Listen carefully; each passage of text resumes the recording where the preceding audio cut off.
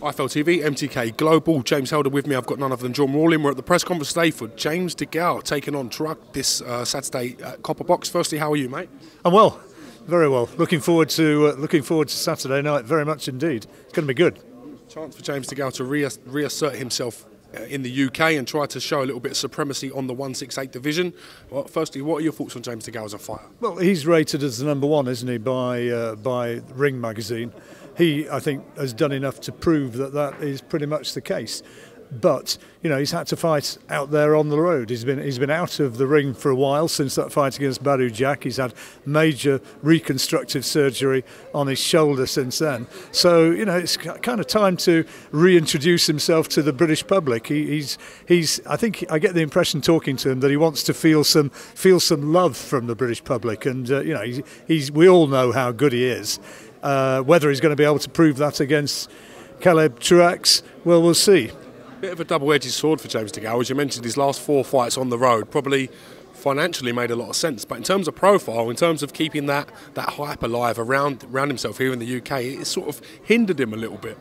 Well, you could tell when we heard from him up there on the stage that he's kind of burning a little bit about the fact that George Groves continues to get so much publicity, and indeed Chris Eubank. And I think you know, you don't have to be a great crystal ball gazer to know they'll talk about other fights as a possibility, and of course about Callum Smith as a possibility.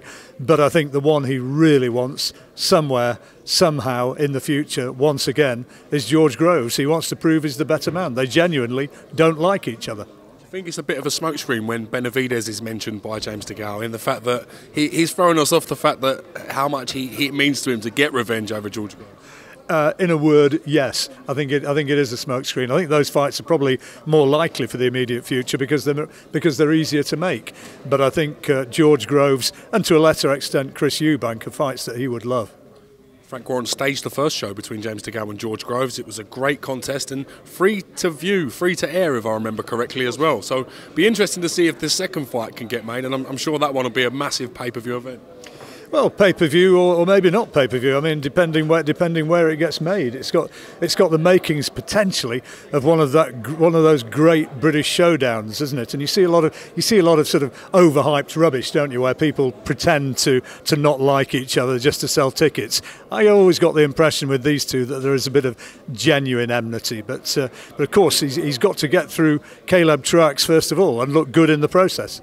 Also on the bill, we've got Lee Selby. There's been some sort of drama involving Ramirez. We're led to believe he's here in the country. He's been to the hotel. His stuff's still here, but he hasn't managed to turn up to the press conference. Alarm bells ring from Lee Selby's point of view when you hear something like that. Well, Lee's had a frustrating time, hasn't he? And he must be furious about it because he's clearly got himself into shape. Ramirez missed the check weight. He was over. He had to be within 4 pounds on a check weight.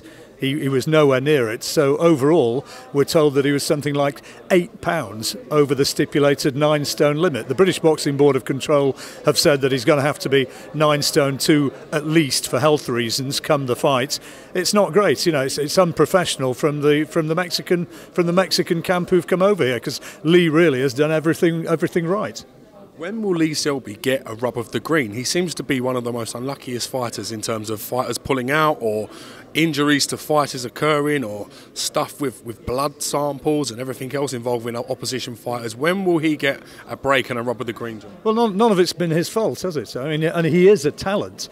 You talk to anybody, talk to people within the sport, you know, sort of who know the game, and they talk about Josh Warrington, talk about Carl Frampton. You don't have to go too far to find people who say Lee Selby has got the sort of style which could potentially beat both these guys, and that it might be him who's going on to fight Leo Santa Cruz. You know, I mean, he is an awkward, difficult fighter, and neither Josh nor Carl is going to find things remotely easy against this guy. He is big for a featherweight as well, Lee. He's enormous for a featherweight, and in comparison to some of the other featherweights, it sometimes seems very strange that he's, with the belt as well, not getting the big fights. Well, I think he's avoided, don't you?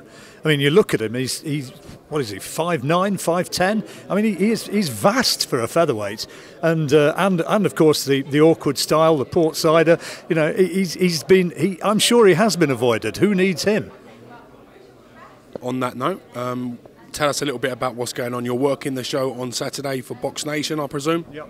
BoxNation was starting off with the Church of Mullender fight, and then going live after that with... Great fight, by the way. A terrific fight. That is an absolute certainty to be a really good fight. And then on the back of that, we've got all the big events and two of the exciting young prospects with Anthony Yard and Daniel Dubois in action as well. And that's all going on BT Sport after that. So I'm sure another terrific night of boxing assured. And, you know, once more, the fight fans are the winners.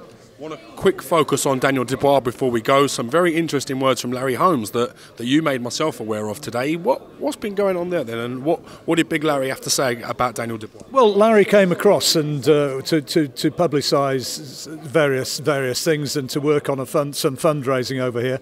But people asked Larry about the fighters involved in the British scene at the moment, and he said that he sort of gave those words of advice to Daniel Dubois. He'd heard about him, he'd seen him in action, he likes the way he works behind that left hand, and as we all know, you know, I mean, Larry Holmes was the best jabber, arguably, in the history of the heavyweight division. So when he says work off the jab, you know, the guy knows what he's talking about.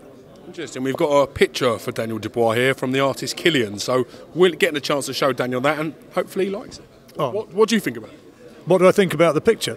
I think it's terrific. I think it's absolutely excellent. I'm sure Daniel would love to give it to his mum or dad as a Christmas present. If Daniel doesn't have it, we're going to hang it up in John's front room. Say no more. I'll have it, definitely. No problem. Thank you very much for your time, John. Thank you.